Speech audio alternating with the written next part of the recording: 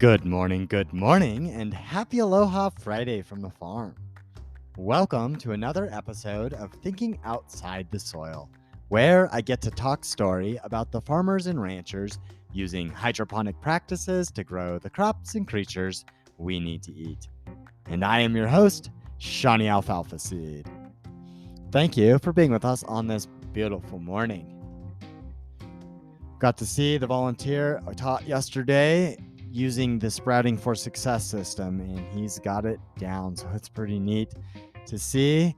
I wanted to talk today a little bit more about the agricultural education that we've been doing and that we are interested in pursuing as we continue to grow food and grow people here at Blooming Health Farms.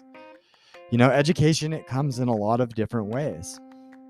Some of us learn through trial and error. We get an education, on the streets, the school of hard knocks, or some of us go to school and learn other ways of doing things.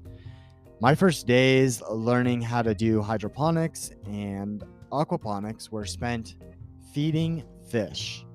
And those were very critical to me because I was able to learn the science behind aquaponics while getting my STEM education. Because I had to do the work to figure out what it meant to feed fish, I had to think how to take care of those fish the best way. And a lot of that unpacks all of this STEM education that we're really hoping to instill upon those individuals that we come across with. When Ryan and I founded Blooming Health Farms, our strengths were greatest in science, which is why we started to develop our model alongside STEM principles. I'll talk about STEM in another episode, but since I've mentioned the acronym more than once, STEM stands for Science, Technology, Engineering, and Mathematics. STEM is an educational concept that focuses on these four areas of studies, areas that are intricately linked to areas in agriculture. So agricultural education ultimately integrates all of those STEM concepts, which requires a hands-on approach. Hands-on education is extremely important. Sometimes we call this experiential learning. And experiential learning is simply a way of doing things by experiencing them firsthand.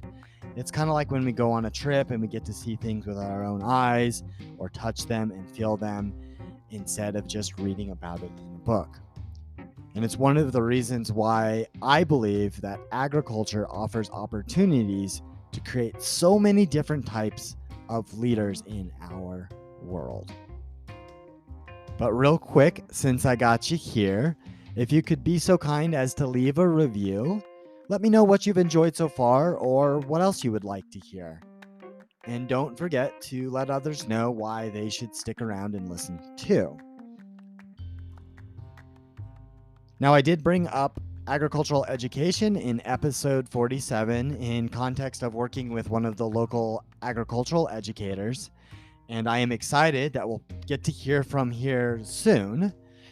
As I started to say in that episode,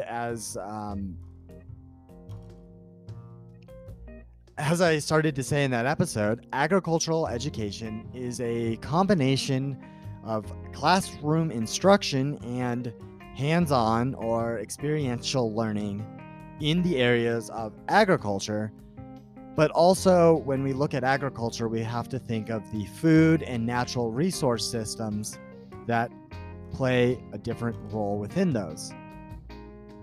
The goal of agricultural education is to develop knowledge, skills, and the attitudes necessary for students to become successful in the agricultural industry, as well as the industries that they're involved with alongside those.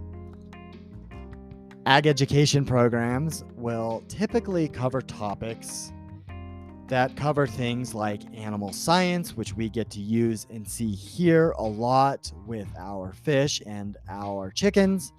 Plant science, we're breeding tomatoes and developing a new feed for chickens. Soil and water management. We talk quite a bit about the differences in water management here and how we're using less soil in hydroponics.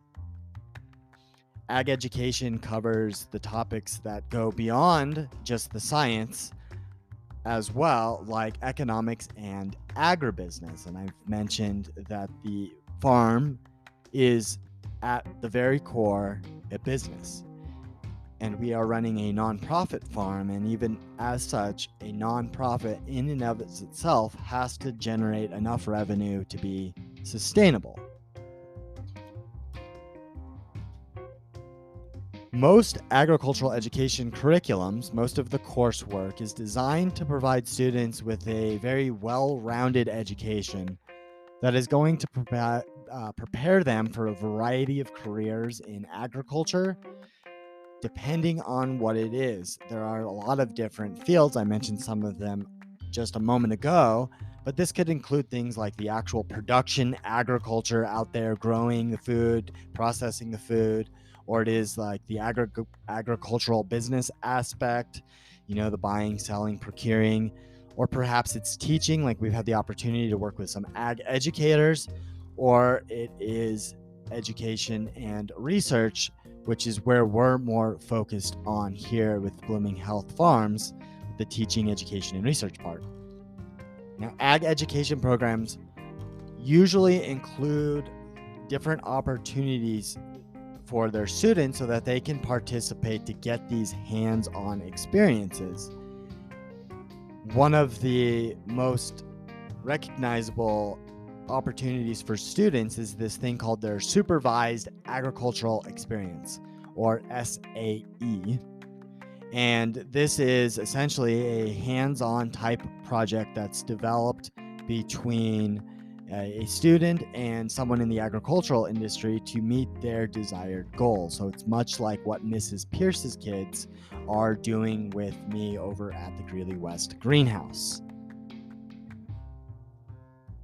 Agricultural education also offers extracurricular activities that will enhance their learning and personal development. Now, last week I was bouncing on a bus going down the highway with kids in FFA. FFA is an agricultural education organization, and we were doing one of those extracurricular activities. We went down to see a conference called the Pro Green Expo.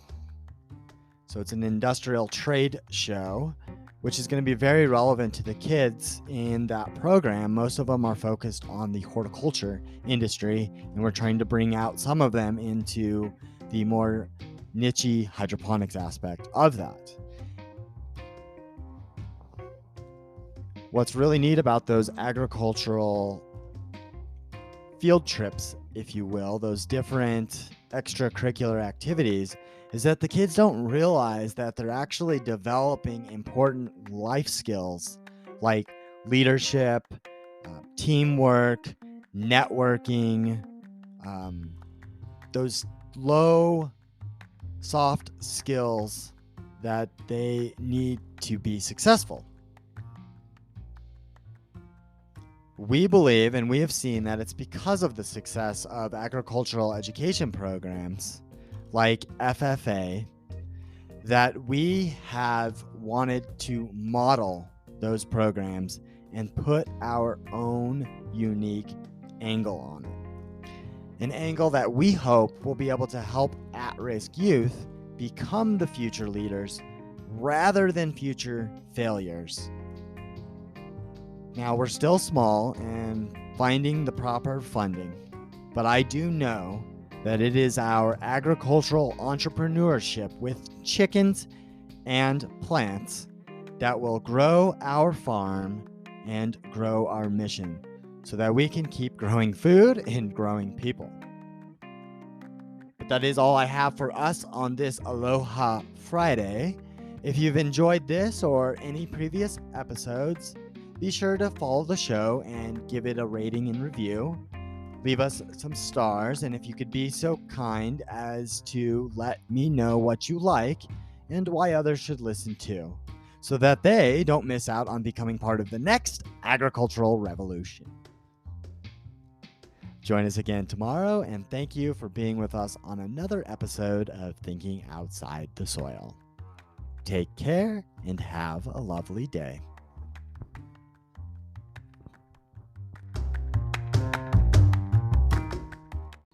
Hey, before you go, check out the links below. Leave me a rating and review, and follow the show. Don't forget to get yourself some of our Blooming Health blended sprouting mix. Our mix has been shown to get the best eggs and create the healthiest flocks. With feed costs going up, right now's the time to lock in a subscription so that you can get the best eggs without having to go to the grocery store or the feed store anymore. Check out the links below to get yourself some Blooming Health blended sprouting mix.